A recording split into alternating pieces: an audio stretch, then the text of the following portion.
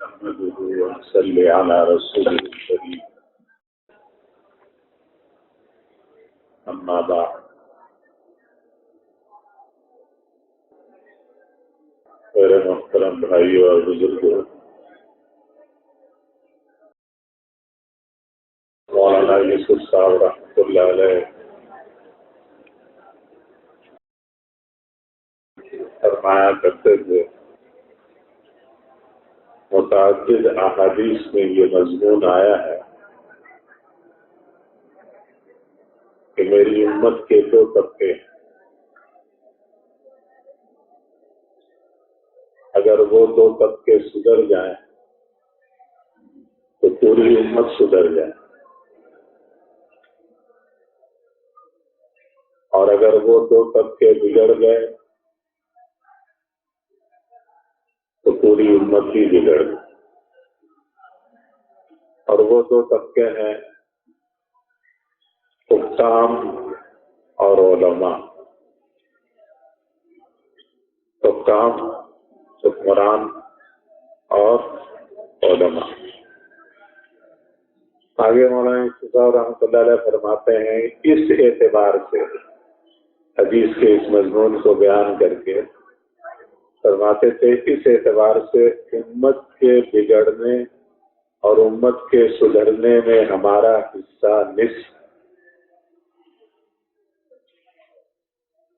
یہ جو ہم بیٹھے ہوئے ہیں، یہ مجمع، ہمارا حصہ امت کے سدھرنے اور امت کے بگڑنے میں نصف ہے، آدھا ہے، آدھا حصہ ہمارا۔ ہم بگڑے تو امت بگڑی، ہم سدھرے تو امت سدھری۔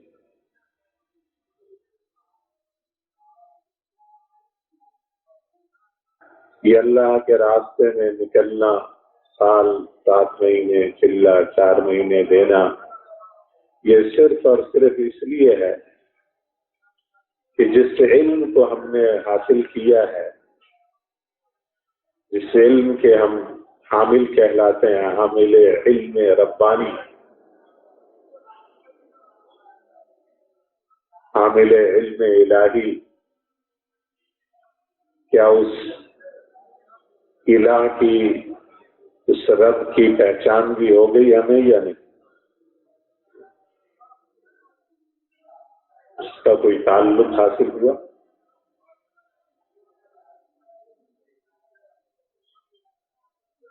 قرآن حدیث شفا کے حامل تو ہیں کہ براہ راست اللہ کی ذات سے نکلے ہوئے علوم ہیں، ان علوم کو اٹھایا تو ہے، جس کا علم ہے اس سے بھی کوئی معرفت ہوئی، کوئی جان پہچان ہوئی۔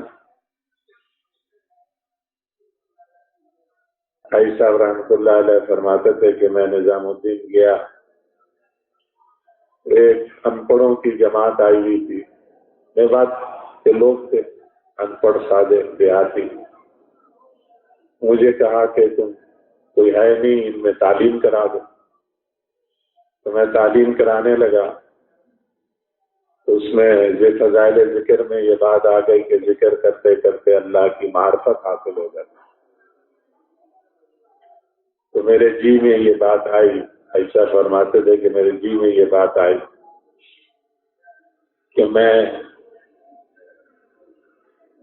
ان سے پوچھوں، یہ بیچارے معرفت کو کیا جانے، سارے دیہاتی ان پڑھ۔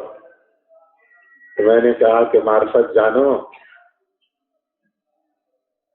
تو ایک سیدھا سادہ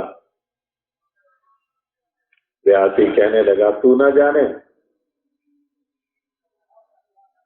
بھائی صاحب نے بتایا، میں نے کہا بھائی تو ہی بتا دیتے۔ تو وہ کہنے لگا کہ بھائی تیرا، اس سے اگر کوئی کہے کہ فلاں تحصیلدار سے تیری جان پہچان ہے تو کیا مطلب اس کا؟ کہ اگر تو اسے کوئی کام کہے گا تو کر دے گا کہ نہیں کرے گا؟ یہی تو مطلب ہے معرفت۔ بھائی صاحب جو ہے کہ حیران، کہنے لگے سادہ دیہاتی آدمی، اور کیسے انداز سے اس نے معرفت کی تعریف کر دی۔ کہ جان پہچان ہے، ایسی جان پہچان کہ اس سے کچھ کہیں تو وہ کر دے. یہ جو سال میں پھرنا ہے یہ اس جان پہچان کو حاصل کرنے کے لیے. اللہ سے ہماری ایسی جان پہچان ہو جائے کہ ہم اللہ سے کچھ کہیں تو اللہ کر دے. وہ جان پہچان اس کے لیے اللہ کو بولنا پڑتا ہے، اللہ کی عظمت کو، اللہ کی کبریائی کو، اللہ کی بڑائی کو لوگوں میں، مجمع میں، انفرادی، اجتماعی، ہر حال میں اس کا اتنا تذکرہ کیا جاتا ہے کہ وہ دل میں اتر جائے. ایسا فرماتے تھے یقین کسے کہتے ہیں؟ دل میں اتر جانے کا نام یقین. دل میں بات کے اتر جانے کا نام یقین. اللہ خالق ہے، لفظ یہ کہہ تو دیا، لیکن اللہ کے خالق ہونے کا یقین دل میں اتر. خالق ہونے والی بات دل میں اتر جائے، واقعی وہ خالق، وہ رازق ہیں، وہ سمیع ہیں، وہ بصیر ہیں، وہ قادر مطلق ہیں، قادر المقتدر ہیں. اللہ کی ساری صفات وہ حقیقی ہیں، حقیقی صفات. اللہ کو دل میں اتار تو امت کے سدھرنے اور بگڑنے میں دار و مدار آدھا ہمارے اوپر. ہم جس علم کو لے کر نکلے ہیں، جس علم کو ہم نے اٹھایا اپنے کاندھے پر، اس علم کے اعتبار سے، اس علم والے سے جان پہچان اگر ہو گئی تو پھر امت سدھرے گی، اور اگر جان پہچان نہ ہوئی تو پھر امت بگڑے گی. یہ قاری طیب صاحب رحمۃ اللہ علیہ کا ایک مضمون تھا کہ تاریخ اسلام میں جتنے فتنے اٹھے ہیں، تاریخ اسلام میں جتنے فتنے اٹھے ہیں بڑے بڑے، یہ تمام فتنے ان علماء کی وجہ سے ہوئے ہیں جو اپنے اساتذہ کے گستاخ تھے.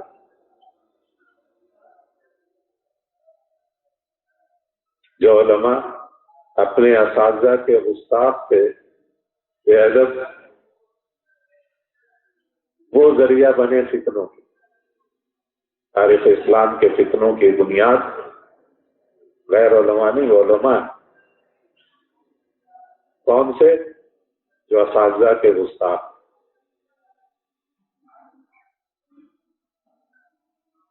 مولانا سلیم اللہ خان صاحب کے صاحبزادے نے لکھا ایک جگہ کہ ابا جی کے پاس ایک استاد آئے، قرآن پڑھاتے تھے.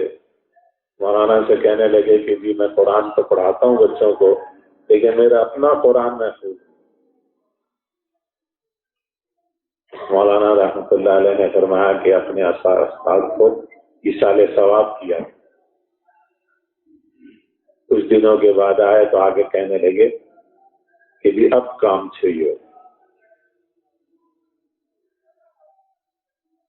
مولوی عبید اللہ خالد جو مولانا کے صاحبزادے ہیں، میں نے ان سے پوچھا، وہ کہنے لگے میں نے پھر اپنے سارے اساتذہ کی فہرست بنائی اور شروع سے جن سے حساب پڑھا، جن سے پہاڑے گنتی، ابتدائی اساتذہ، ان سب کو میں نے ایصال ثواب کرنا شروع کیا تو مجھے بھی بڑا فائدہ ہوا. اپنے اساتذہ کے خلاف لب کشائی کرنا آدمی کو فتنے کے راستے پہ ڈال دے. جن اساتذہ سے الف با پڑھا ہے ان سے لے کر بخاری تک سارے اساتذہ کی محبت دلوں میں رکھنا، یہ ہے اصل حقیقت. اگر ہم چاہتے ہیں کہ میرے اس علم سے میری ذات کو نفع ہو، میرے اس علم سے میری ذات کو نفع ہو اور میرے اس علم سے اوروں کو نفع ہو، تو اپنے دل میں کبھی کسی استاد کے بارے میں میل نہ آئے.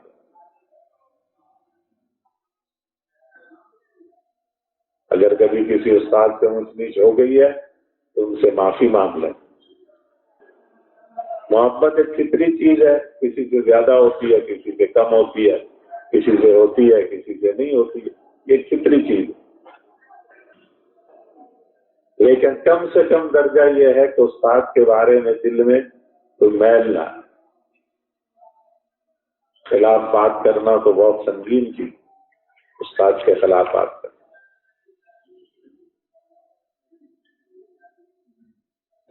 موجودہ فتنوں سے لے کر تبلیغ میں بھی جو باتیں چلتی ہیں، اس میں بھی بنیادی وجہ یہی ہے کہ جو استادوں کے ساتھ بے ادب ہو کر چلتے ہیں ان کے ساتھ یہ ہو۔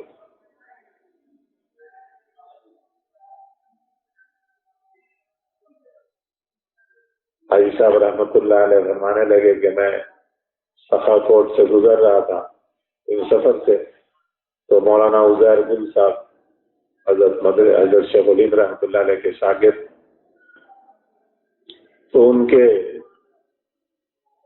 گھر کے پاس سے گزر رہے تھے، تو ہم نے کہا چلو مولانا سے ملتے جاتے ہیں، مولانا عزیر گل صاحب سے ملاقات کرتے جاتے ہیں۔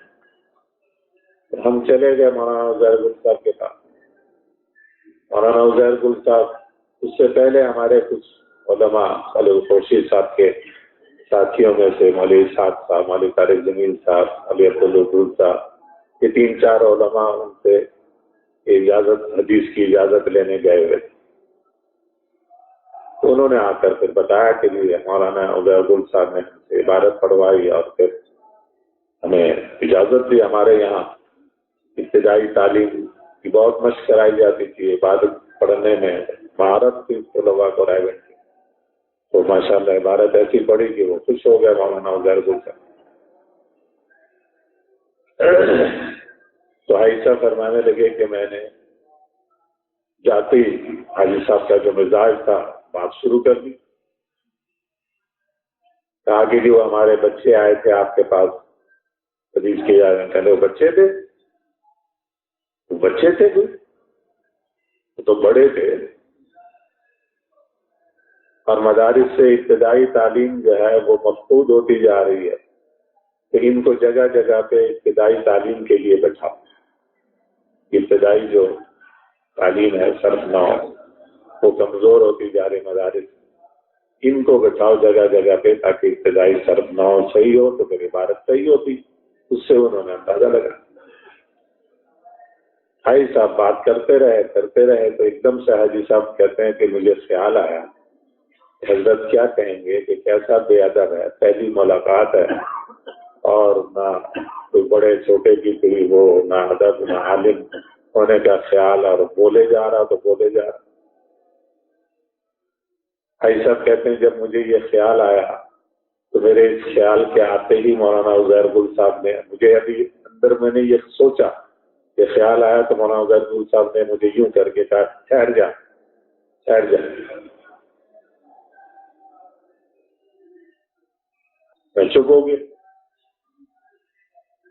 کہ میں چپ ہوا تو مولانا عزیر گل صاحب نے کہا کہ میرے ساتھیوں نے مجھے کہا کہ تجھے شیخ سے فائدہ نہیں ہونے، شیخ سے مراد شیخ الہند مولانا محمود الحسن کا کہا کہ تجھے، میں پہاڑی آدمی پٹھان، میں نے جا کر حاجی سے کہہ دیا، میں نے کہا جی مجھے آپ سے کوئی فائدہ نہیں ہوگا۔ شیخ الہند رحمۃ اللہ علیہ سے میں نے جا کے کہا کہ مجھے آپ سے کوئی فائدہ نہیں ہوگا۔ کس نے کہا؟ میں کہا میرے ساتھی کہتے ہیں۔ میں نے کہا کیوں؟ کہتے ہیں تو شیخ کا ادب آداب تو کرتا نہیں ہے، شیخ کا ادب آداب جو ہے وہ تو کرتا نہیں ہے، تو تجھے کیا فائدہ ہوگا؟ انہوں نے نا میں پہاڑی آدمی، سادہ آدمی، سب ایسے ہی۔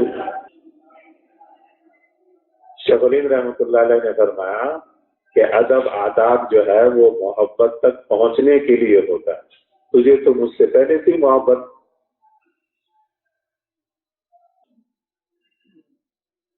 تجھے تو مجھ سے پہلے تھی محبت۔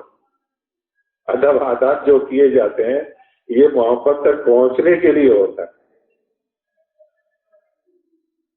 تو اصل چیز کیا نکلی؟ محبت. جب محبت ہو تو پھر ادب آداب کا نہیں دیکھا جاتا. محبت ہے، محبت میں عشق میں تو سب کچھ اچھا.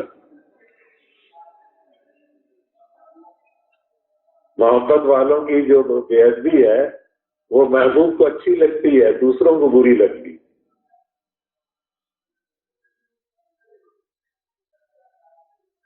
حاجی صاحب رحمۃ اللہ علیہ دوائی نہیں کھا رہے تھے. دوائی کھلانا سب سے مشکل کام تھا. دنیا کا سب سے مشکل کام انہیں دوائی کھلانا. چھوٹی سی ایک گولی کھلانی تھی. تو رات کا وقت اور مغرب کے بعد سے لڑکے لگے رہے. ایک وظیفہ بتلاتے تھے حاجی صاحب کہ یہ عمل کر کے جو ہے کہو تو اگلا جو ہے وہ مان جاتا ہے، اگلا مان جاتا ہے. تو لڑکوں سے میں نے کہا جو حاجی صاحب کا وظیفہ ہے وہی وظیفہ حاجی صاحب سب کرو، مان جائیں، کھانے دوا. ہوتے ہوتے رات کے 2:30 بج گئے. مغرب کے بعد سے لگے ہوئے رات کے 1:30 پونے 2 بجے. میں گیا اٹھ کر، میں نے کہا جی ایک وظیفہ آپ بتلاتے ہیں. وہ وظیفہ جو ہے یا تو غلط ہے.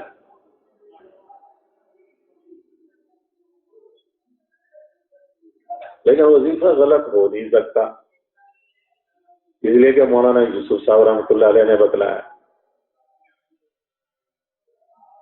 وظیفہ غلط ہو نہیں سکتا اس لیے کہ مولانا یوسف صاحب رحمۃ اللہ نے بتلایا.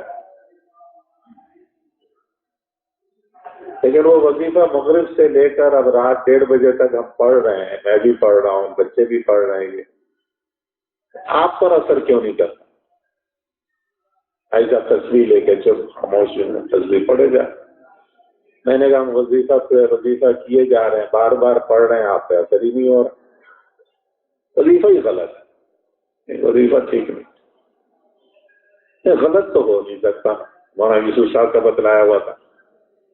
پھر میں یہ کہوں اب کوئی دوسرا دیکھے تو کہے گا کیسا دیکھو بے ادب ہے حاجی صاحب کے سامنے کیسی باتیں کر رہا. دوسرا بات دیکھنے والا تو کہے گا کیسا بے ادب. تو 3-4 دفعہ میں نے یہ کہا، میں نے کہا وظیفہ غلط، اب غلط وظیفہ بتا نہیں. لیکن غلط نہیں ہو سکتا کہ مولانا یوسف صاحب کا بتلایا ہوا. پھر آپ پہ اثر کیوں نہیں ہو رہا؟ 3-4 دفعہ کے بعد میں نے لڑکے سے کہا، ہمارے طالب علم ساتھ میرے ہوتے تھے، میں نے کہا لاؤ دوائی پھینک دو، یہ کوڑے دان میں پھینک دو، نہیں کھلانی ہم نے دوائی. یہ کہہ کے میں غصے سے چلا گیا. جو ہی میں گیا تو بچے کو بلایا کہ لے آؤ دوائی دے. دوائی منگا کر اب دوائی لینا کھا لی. وظیفہ نہیں بتلاؤں گا آپ کو.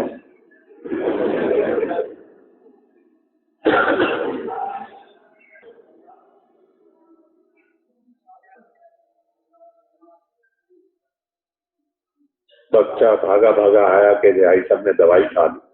میں نے کہا چلو کھا لی، اچھی بات.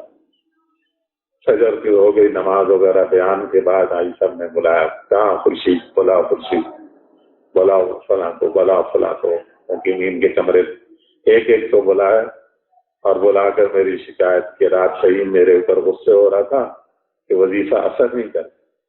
بھائی اگر وظیفہ اثر نہیں کرتا تو 2 رکعت نفل پڑھتا، پھر دعا مانگتا، استغفار کرتا، دعا مانگتا، پھر وظیفہ کرتا. پھر اثر نہیں کر رہا تھا، پھر 2 رکعت نفل پڑھتا، پھر استغفار کرتا، پھر دعا مانگتا، پھر وظیفہ پڑھتا. میرے اوپر غصے ہو رہا تھا کہ وظیفہ جو ہے نا تمہارا بتایا ہوا وظیفہ اثر نہیں کرتا. ایک تو بلا کر انہوں نے یہی بات کی کہ وظیفہ اگر اثر نہ کرے تو کیا کرنا ہے؟ نفل پڑھنے ہیں، استغفار کرنا ہے، دعا مانگنی ہے، پھر وظیفہ کرنا.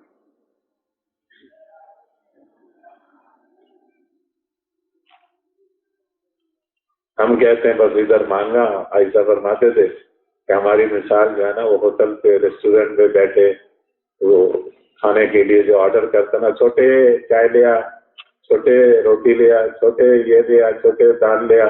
تو ہم بھی اللہ تعالیٰ کو آرڈر کرتے ہیں، حکم دیتے ہیں، اللہ یہ کر دے، اللہ یہ کر دے، اللہ یہ کر دے. ایسے نہیں ہوتا. چلو وظیفہ تو پتا نہیں بتاؤں گا یا نہیں بتاؤں گا، وہ بات کی بات ہے. پہلے مولانا عزیر گل صاحب کی بات پوری کر دوں کہ میری بیماری ہے، ایک بات شروع کرتا ہوں تو اس میں سے دوسری بات چل پڑتی.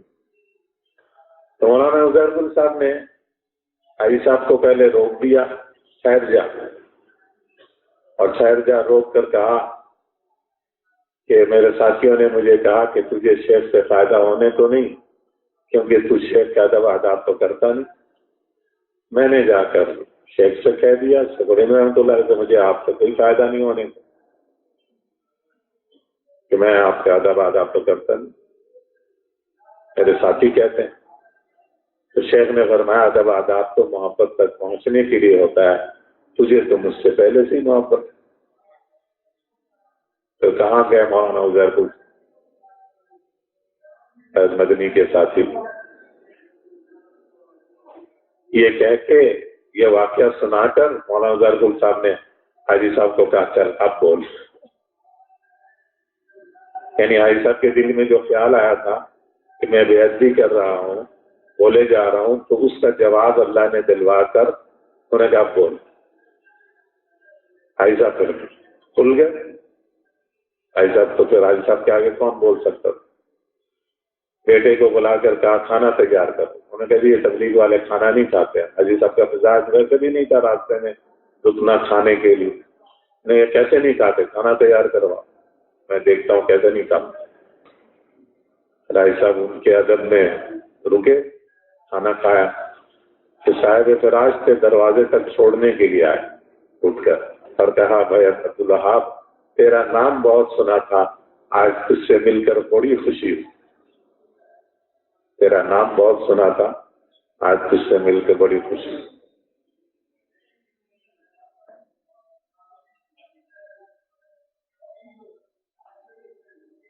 اللہ سے تعلق بنانا یہ سال کا سفر جو ہے یہ اس لیے ہے کہ اللہ سے جان پہچان ہو جائے. اللہ سے جان پہچان ہو.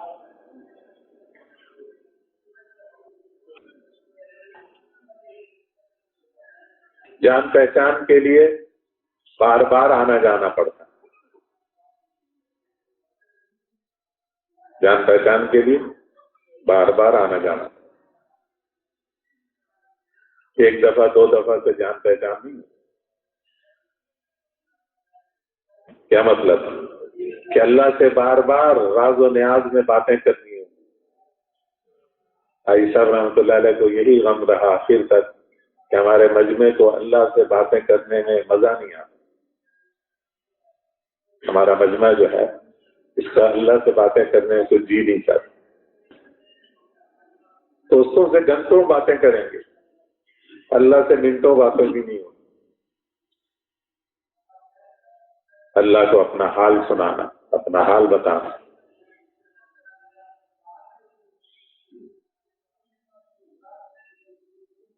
کہ اللہ میں تیرے راستے میں نکلا، تجھے پانے کے لیے نکلا، لیکن تیرے غیر میں ہی الجھا رہا. لیکن جاؤں تو کہاں جاؤں؟ میری چاہت تو آپ ہیں، میری امید تو آپ ہیں. نکلا تو اس لیے ہوں اللہ کا راستہ.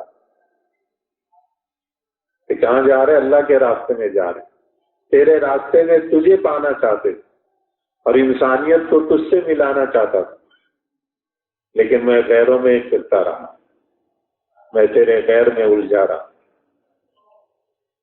یہ ہو جائے، وہ ہو جائے، فلاں چیز ہو جائے، فلاں چیز. اللہ کو دل میں اتارنے کے لیے تنہائی میں بیٹھ کر اللہ سے باتیں کرنا سیکھ. اللہ سے باتیں کرنے کے لیے زبان ہلانے کی ضرورت نہیں، دل سے باتیں ہوتی.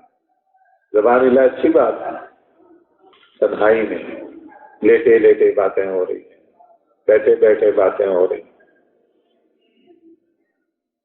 اللہ سے باتیں، اللہ کو اللہ کی صفات کا واسطہ دے کر ماننا. آپ کریم ہیں، آپ کو آپ کی کریمی کا واسطہ. آپ رحیم ہیں، آپ کو آپ کی رحیمی کا واسطہ. اللہ کو ماننے والے زیادہ پسند آتے ہیں۔ اس لیے عائشہ فرماتے تھے کہ زبردستی اپنے آپ کو اللہ سے باتیں کرنے پہ لگاؤ، کم از کم آدھا گھنٹہ تو ضرور لگاؤ، جی نہیں چاہے گا۔ شیطان 5 منٹ تو آدھا گھنٹہ بنا دے، آدھا گھنٹہ کم از کم۔ شروع میں زبردستی اپنے آپ کو لگائے گا، بٹھائے گا، اپنا حال اللہ کو سنائے گا اور اللہ سے مانگے گا، ساری انسانیت کے لیے مانگے گا، پوری امت محمدیہ کے لیے، اپنے لیے، اپنے قیامت تک نسلوں کے لیے، اپنے خاندانوں کے لیے۔ پھر آہستہ آہستہ یہ اس کی عادت بن جائے، پہلے جبر کرنا پڑے گا، پھر یہ اس کی عادت بنے گی۔ پھر جب عادت بن جائے گی تو عادت بننے کے بعد پھر یہ جمع رہے، مانگتا رہے تو پھر یہ اس کی صفت بن جائے گی۔ صفت وہ جز ہوتی ہے جو لا ینفک ہوتا ہے، پھر یہ اس سے جدا نہیں ہوتا۔ پھر اللہ سے باتیں کیے بغیر اسے چین نہیں آئے، بے قراری ہوگی کہ اللہ سے آج باتیں نہیں ہوئی، اللہ سے باتیں نہیں ہوئی، اس کی بے قراری، بے چینی ہوگی۔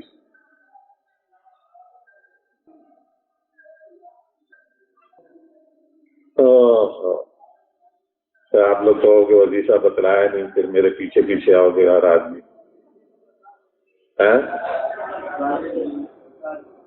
بتا دیں۔ پھر آپ لوگ بھی آ رہے ہیں رائن والوں کو منانے کے لیے انہی کے وظیفہ کرتے رہو۔ مولوی صاحب بیٹھے ہوئے ہیں تشکیل والے، ان پہ وظیفہ پڑھو گے کہ ہماری مرضی کی تشکیل کرتے ہیں۔ ایسے جگہوں پہ نہیں اثر کرتے۔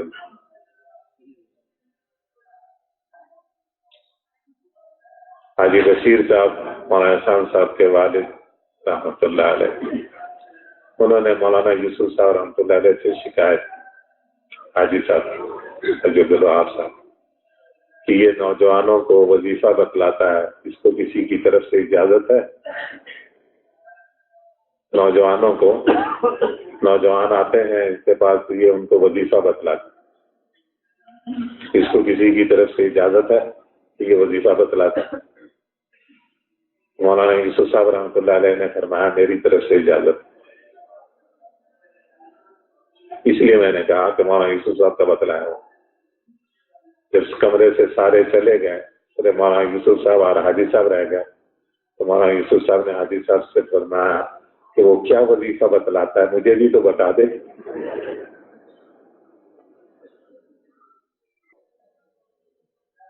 مولانا یوسف صاحب نے پہلے کوئی اجازت نہیں دی تھی اور ان کو پتا بھی نہیں تھا کیا وظیفہ بتلاتا ہے۔ لیکن وہ کیا وظیفہ بتلاتا ہے مجھے بھی تو بتا دیں۔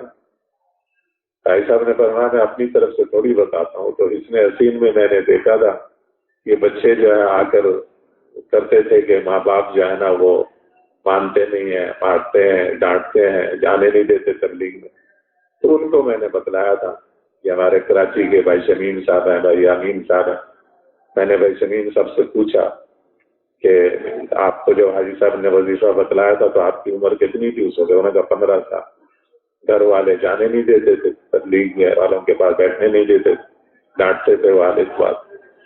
تو ان کو بتلایا تھا کہ یہ وظیفہ پڑھ کر پھر ان سے بات کیا کرو اپنے والدین، پھر وہ مان جائیں۔ ان کو وظیفہ بتلایا 11 دفعہ درود شریف اور 11 مرتبہ یا رؤوف، یہ پڑھ کر اول آخر 11 نہیں، صرف شروع میں 11 دفعہ درود شریف، 11 دفعہ یا رؤوف پڑھ کر جو بات کرے اگلے کا دل نرم ہو جائے گا۔ وہ کہتے پھر یہ اس طریقے سے آپ جاتے تھے اپنے والدین، خدمت بھی کرتے تھے اور ان سے بات بھی کرتے تھے۔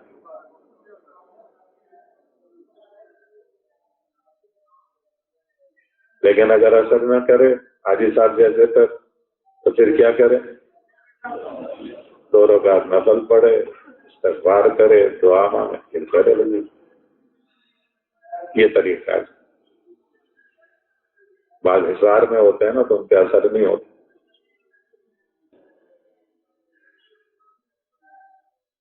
اللہ تعالیٰ نے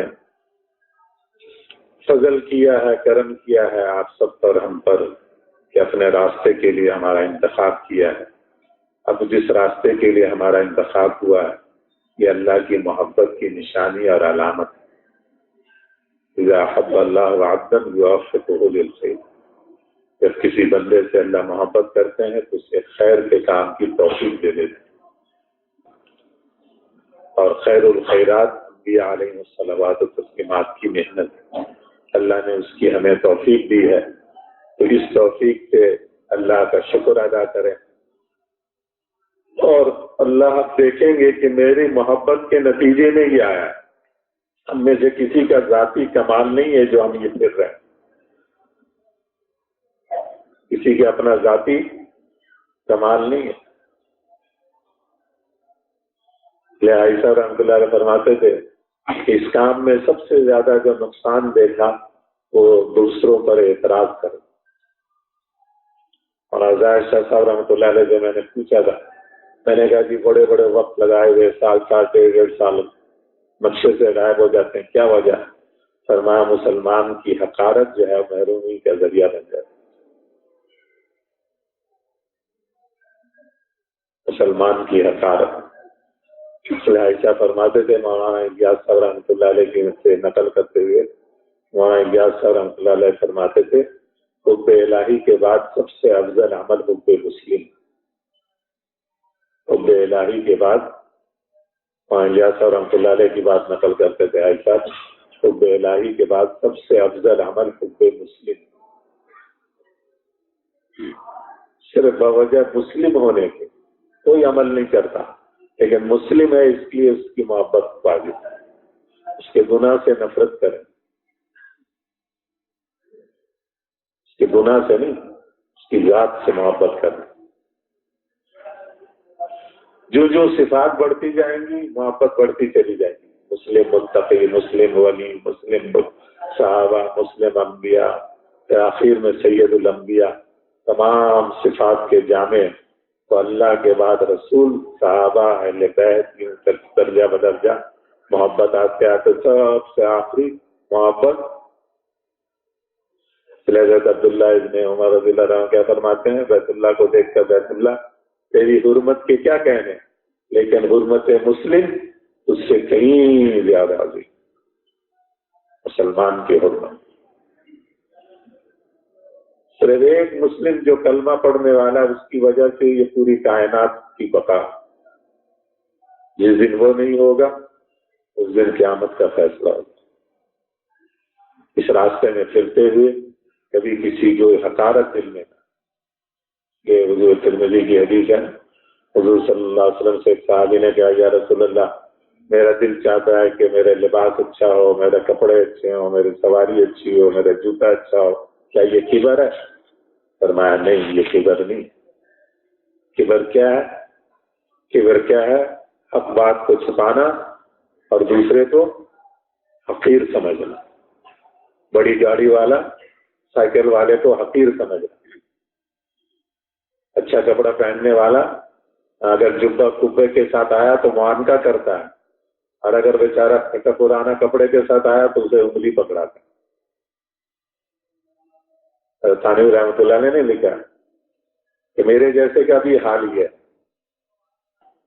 جو بن سنور کے رہا ہے تو اس کو پورا ہاتھ دیتے ہیں، اور جو بیچارہ متقی ہے لیکن سیدھا سادہ لباس میں آیا تو اس کو انگلی پکڑاتے ہیں مسافر. اس لیے مسلمان سے محبت کرنا، مسلمان کو حقارت سے نہیں دیکھنا، یہ اس کام کی محرومی ہے. چاہے سال لگ جائے، چاہے 10 سال لگ جائے، اللہ پاک کے یہاں سے اس کی چھٹی ہو جاتی. وہاں یوسف صاحب رحمۃ اللہ علیہ کے پاس 2 آدمی بیٹھے باتیں کر رہے تھے. ایک نے دوسرے سے کہا کہ جی فلاں صاحب نظر نہیں آ رہے آج کل. وہ کہنے لگے وہ آج کل ذرا مصروف ہیں. وہاں یوسف صاحب رحمۃ اللہ علیہ نے سن رہے تھے ان کی باتیں. انہوں نے فرمایا مصروف نہیں ہے، اللہ تعالیٰ کسی کو چلے کسی کو 3 چلے کا موقع دے کر دیکھتے ہیں کہ ہمارے کام کا ہے یا نہیں ہے. کام کا ہے تو رکھ لیتے ہیں ورنہ چھٹی کرا دیتے ہیں. یہ جو ہم سال میں پھر رہے ہیں یہ اللہ نے ہمیں موقع دیا ہے ہمیں دیکھنے کے لیے کہ یہ پکی نوکری کے قابل ہے یا نہیں. اس لیے اپنے آپ کو قبول کروا کے جانا, روزانہ اللہ سے مانگنا. اللہ کے یہاں سے قبولیت ہو گئی کہ دنیا کے جس کونے میں بھی ہوں گے اللہ پاک کام لے لیں, اور وہی تربیت بھی کریں گے. تربیت بھی وہی کریں گے, کام بھی وہی کریں گے نا انشاءاللہ. اس لیے کم از کم روزانہ آدھا گھنٹہ ایسا لگائیں. مسجد کے کسی کونے میں امام قرطبی رحمۃ اللہ علیہ نے ایک حدیث ذکر کی ہے, من جلس فی المسجد فلیجالس ربہ, جو مسجد میں جا کر بیٹھ گیا وہ ایسا ہے جیسے اپنے رب کا ہم نشین. بزرگوں سے ملنے کو بہت دل چاہتا ہے لیکن خدام جانے نہیں دیتے, چلے جائیں تو بیٹھنے نہیں دیتے. اور اللہ کے پاس جا کر بیٹھنے میں مفت, کوئی روکنے والا نہیں. اور اللہ کی صحبت میں بیٹھ کر ساری دنیا کے اولین آخرین بزرگ جمع ہو جائیں, اللہ کے مقابلے میں کیا حیثیت. کریں گے نا انشاءاللہ. مسجد میں اپنا ڈیرا ہو, مسجد میں زیادہ وقت گزرے, مسجد میں تنہائی میں بیٹھ کر اللہ سے باتیں کرنا سیکھیں. اللہ تعالیٰ ہم سب کو اس کے لیے قبول فرمائے. جتنا ہم دوسروں کے لیے دعائیں کریں گے فرشتے ہمارے لیے کریں گے. اللہ کا مثل. تو اس لیے صرف اپنے لیے ہی نہیں مانگنا, ساری انسانیت کے لیے. وہ در ایسا ہے کہ اس در کا سوالی کبھی محروم نہیں جاتا, اس در کا بھکاری کبھی خالی ہاتھ نہیں لوٹ. سر سجدے میں ڈالے, پیشانی رگڑتے ہوئے, آنسو بہاتے ہوئے اللہ سے خوب رو رو کر مانگنے کے اہتمام کرنے کوشش کریں انشاءاللہ. نماز کی تیاری کریں. سبحانک اللہم و بحمدک.